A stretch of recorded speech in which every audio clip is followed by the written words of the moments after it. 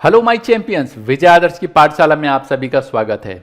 आप सभी दिल से कमेंट करते हैं, बहुत अच्छा लगता है। बट मेरी आपको एक हेल्प करनी है। हेल्प क्या करनी है? देखो, ये जो फ्री क्लास की जो सीरीज़ है वो चलाने के पीछे रीज़न ये था कि जो दूर दराज के बच्चे हैं, जो अच्छी एजुकेशन, या आप अगर शहरों में भी रहते हैं बट अच्छी एजुकेशन अगर चाहते हैं और आपको नहीं मिल रहा है, तो मैं ये कोशिश कर रहा था कि भाई बेस्ट टू बेस्ट एजुकेशन जो है, बेस्ट टू बेस्ट क्लासेस मैं दे पाऊँ।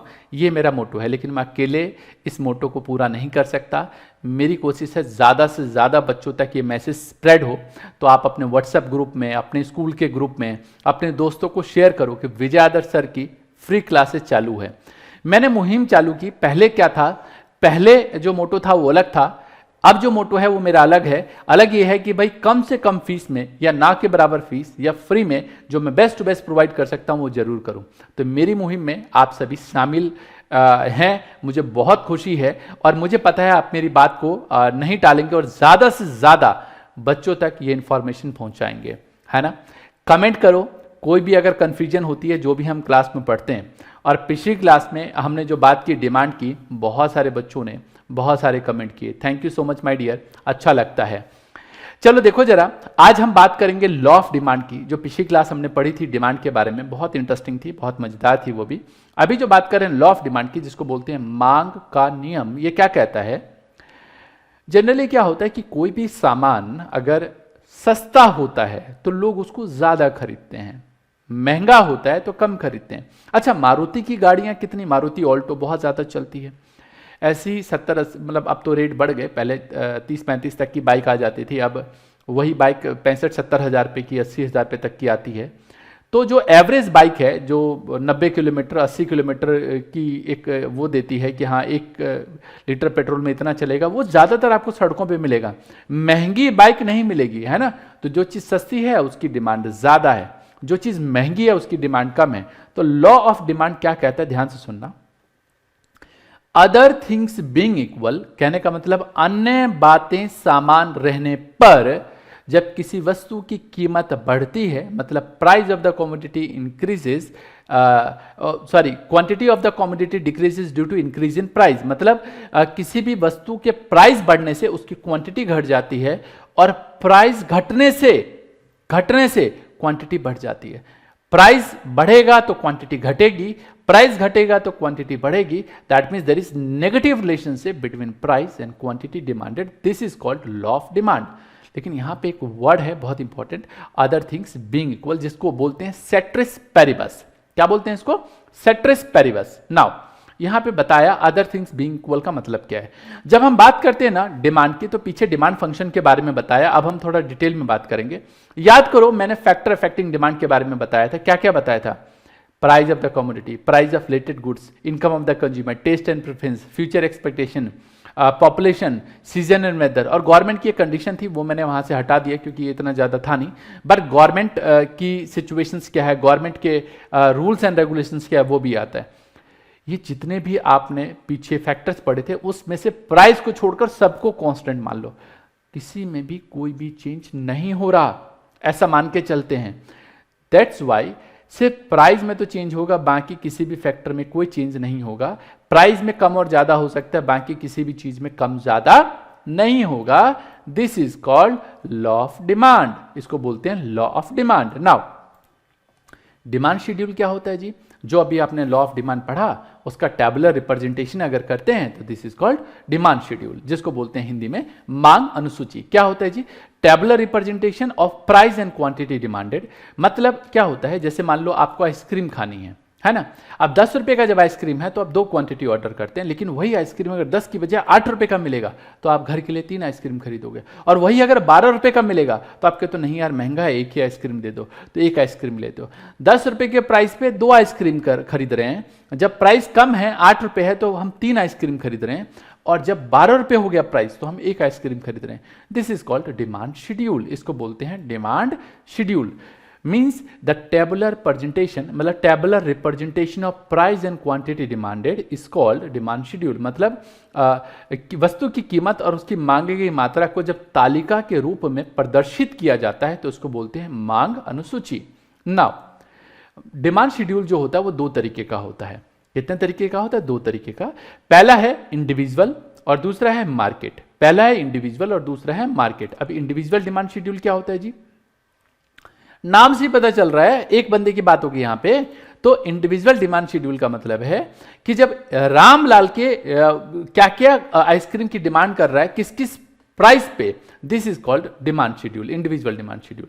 मान लो रामलाल अपने घर पे जब जाता है शाम को, तो मान लो आइसक्रीम के प्राइजेस रोज घटते बढ़ते हैं, तो अपने बच्चे के लिए आइसक्रीम लेने हैं। उनके घर में मान लो 3 बच्चे हैं, अब वो आइसक्रीम लेना है, तो जब प्राइस 10 रुपये है तो 2 आइसक्रीम घर के लिए लेके जाता है। अब 3 बच्चे हैं, अब वो कहते हैं यार मिल बांट के खा लेंगे।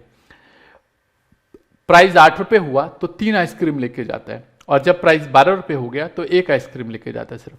मतलब सिर्फ रामलाल की बात करें, दिस इज कॉल्ड इंडिविजुअल, जिसको बोलते हैं व्यक्तिगत मांग तालिका। इसी के बाद अगर हम बात करें मार्केट डिमांड शेड्यूल की, कि मार्केट डिमांड शेड्यूल क्या होता है, तो मार्केट डिमांड शेड्यूल में रामलाल भी है, मुरारी लाल भी है, श्यामलाल भी है। चलो हमने नाम यहाँ पे रखा आजू बाजू काजू।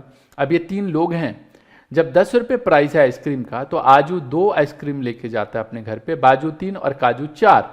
ऐसे ही जब प्राइस 8 रुपये है तो आजू 3 आइसक्रीम लेके जाता है, बाजू 4 और काजू 5। ऐसे ही अगर प्राइस 12 रुपये है तो ये 1 लेके जाता है, ये 2 लेके जाता है, ये 3 लेके जाता है। सर ये टेबल याद करनी पड़ेगी? हाँ याद करनी पड़ेगी। आप बनाओगे बेहतर है कि याद रखो। पूरी मार्केट में अगर मान लो ये 3 ही लोग हैं, तो 10 रुपये के प्राइस पे टोटल डिमांड कितनी हुई? तो 2 और 3 5 और 4 9। ऐसे ही 8 रुपये के प्राइस पे 3 और 4 7 और 5 12। ऐसे ही 12 रुपये के प्राइस पे 12 रुपीज के प्राइस पे टोटल 6 है।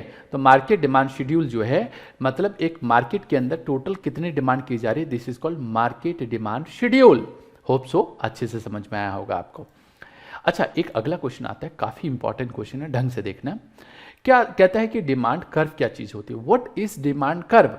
तो जो आपने डिमांड शेड्यूल पढ़ा उसका ग्राफिकल रिप्रेजेंटेशन डिमांड कर्व कहलाता है। तो representation of demand schedule in graphical format is called demand curve.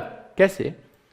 जैसे 10 रुपये के प्राइस पे ये 2 आइसक्रीम खाता है, तो जब प्राइस 10 रुपये है तो प्राइस है 10 8 12, तो 8 10 12। तो एक काम करें, हम यहाँ पे हम क्या करते हैं, ये कर्व बनाते हैं और क्या करते हैं, यहाँ पे लेते हैं एक तरफ हम लोग क्वांटिटी और एक तरफ प्राइस।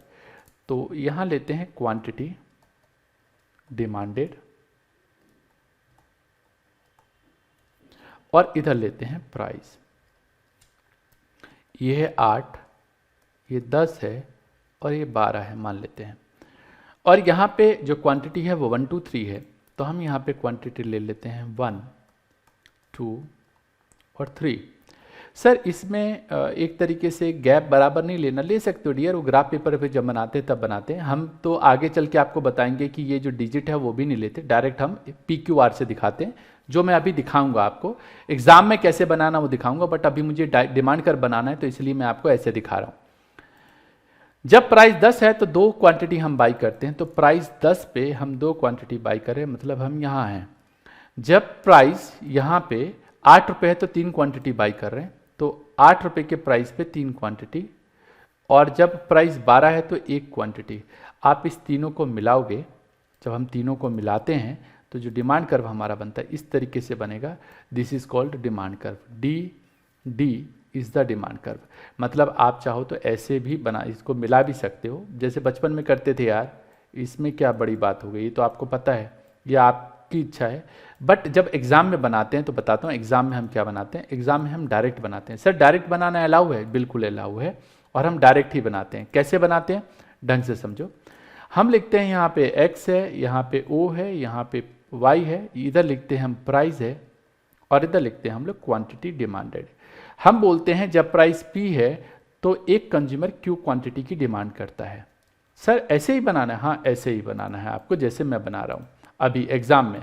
मतलब डेटा को कभी प्लॉट मत करना एग्जाम में, ऐसे यहाँ पे इस वाले पॉइंट पे हम मान लेते हैं जब प्राइस P से P1 हो जाए, मतलब प्राइस बढ़ जाए। तो आपको पता है प्राइस बढ़ते ही क्वांटिटी घट जाती है, तो हम इस वाले पॉइंट पे आ जाते हैं। मतलब जैसे ही प्राइस P से P1 हुआ, बढ़ा, तो क्वांटिटी Q से Q1 हो गया, घट गया, हम इस वाले पॉइंट पे आ गए। पहले A पे थे, अब B पे चले गए। फिर मान लेते हैं प्राइस P से P2 हो गया, प्राइस कम हो गया, तो क्वांटिटी क्या हो जाएगी, बढ़ जाएगी।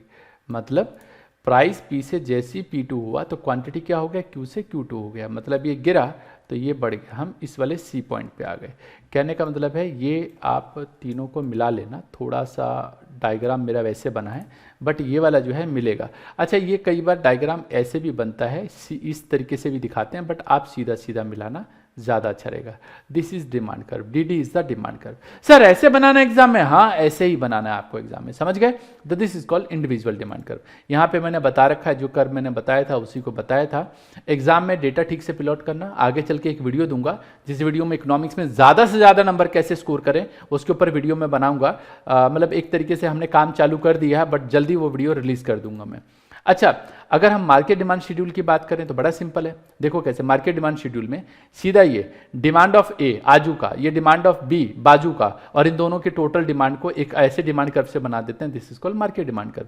ये आजू की डिमांड है, ये बाजू की डिमांड है, और ये टोटल डिमांड है।